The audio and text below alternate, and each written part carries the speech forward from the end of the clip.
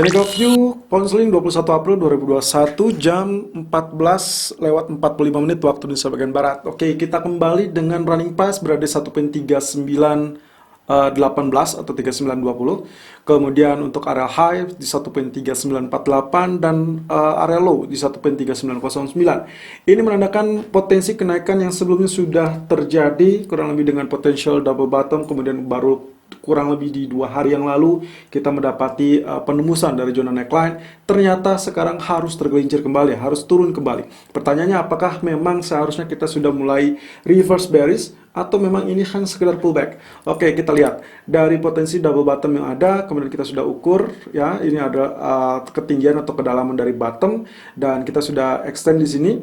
Ya, kemudian kita dapati areal target utama dari double bottom adalah 1.4153. Tapi ternyata sampai saat ini areal tertinggi yang dicapai baru sampai 1.4008, itu pun kemarin. Dan kali ini justru dia sedang mengalami penurunan sampai 1.3909. Oke, kalau misalkan dilihat dari potensi breakout yang terjadi di 2 hari yang lalu, ini berarti hari Senin, maka kemungkinan potensi penurunan ini saya asumsikan wajar dan itu berarti dia hanya sekedar pullback. Ya, jadi kalau misalkan katakanlah 1.3900 ini tetap mampu bertahan atau mampu menahan, ekspektasi kita selanjutnya adalah nantinya dia ditutup dengan doji candle kembali. Artinya apa? Untuk menggagalkan doji candle yang sebelumnya terjadi atau ancaman bearish ini, maka yang kita perlukan adalah doji candle. Kurang lebih kejadian seperti ini. Ya, jadi kalau Anda lihat di sini, arealnya hampir mirip ya. Jadi terjadi kenaikan, kemudian dia dihantam oleh keadaan bearish candle. Ini adalah bearish engulfing. Kemudian berikutnya ternyata terjadi doji candle sampai akhirnya volume seller mulai berkurang dan akhirnya tergantikan oleh buyer. So, ekspektasi kita bisa saja dalam 1 atau 2 hari ke depan hal tersebut bisa terjadi, atau mungkin saja hanya hari ini terjadi candlestick seperti ini, kemudian besoknya kita bisa mendapatkan areal rally kembali.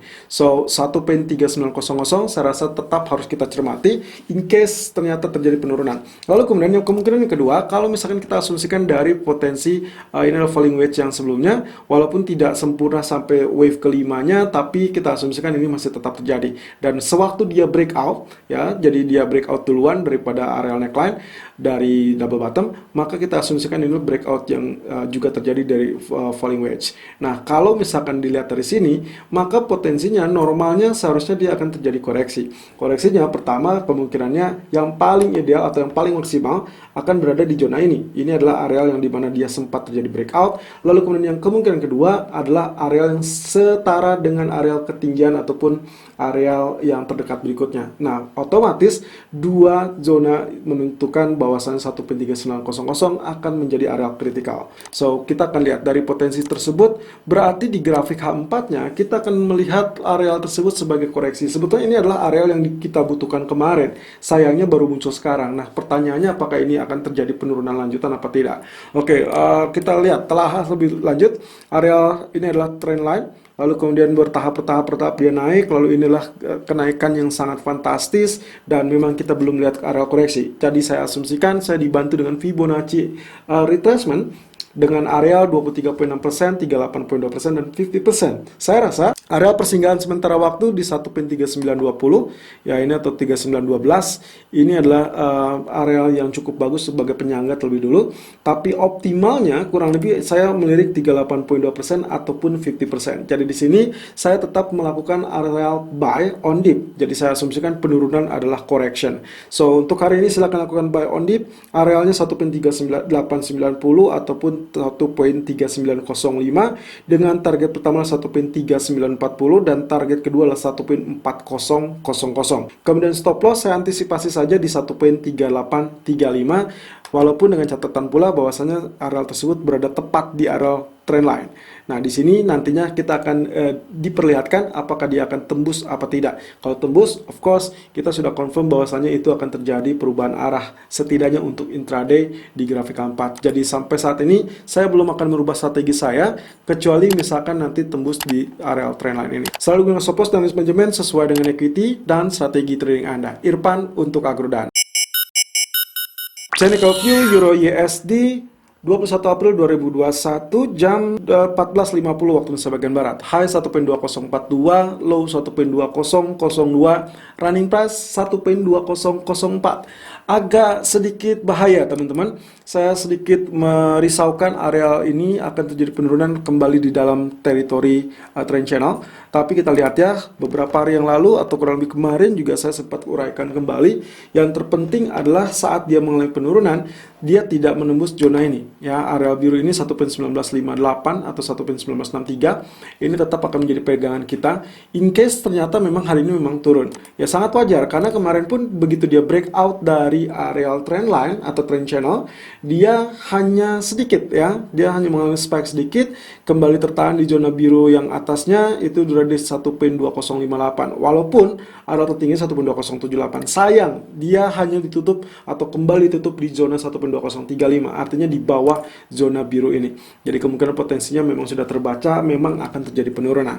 Tapi apakah kali ini kita akan melakukan sell apa tidak? Oke, ekspektasi saya kurang lebih tadi 1.1950 ataupun 1.1963 itu tidak ditembus.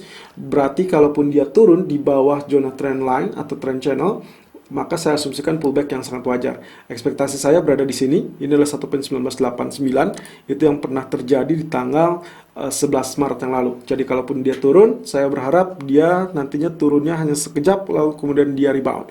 Masih ada kemungkinan naik apa tidak? Kita lihat. Kalau kemungkinan naik, kemungkinan ada, tapi mungkin relatif tipis. Apalagi kalau euro agak memang sedikit berkelit dengan data-data fundamentalnya. Apalagi kita hari ini tidak sama sekali melihat ada data ekonomi. So, ada satu hal yang harus saya perbaiki. Kalau kita membahas terkait dengan target dari Infos Head and Shoulder, seharusnya bukan dari sini saya ambil arealnya, tapi saya ambil dari saat dia breakout. Ya, jadi breakoutnya di sini, ini adalah area sesuai dengan tertinggi dari bagian head, dan kita akan mendapatkan target utamanya sebetulnya di target 1.2159. Nah, jadi kenaikan ini sebetulnya dia sudah menyentuh area 50%, berarti sangat wajar dia koreksi. Ya, jadi kemungkinan potensi yang paling wajar koreksinya sampai zona maksimum di area neckline atau sebelumnya yang jadi neckline di 1.1915. Tapi saya menjaga kurang lebih 1.1989 ataupun 1.1958 itu tidak boleh ditembus. Kalau itu tembus, Anda diperkenankan untuk melakukan switch strategi menjadi area sell karena kemungkinan potensinya agak sangat berat untuk mengalami kenaikan kembali. Tapi selama dia masih berada di atas area 1.1958 ataupun 1.1989, saya rasa masih cukup aman walaupun mungkin range untuk kenaikan tidak akan terlampau tinggi.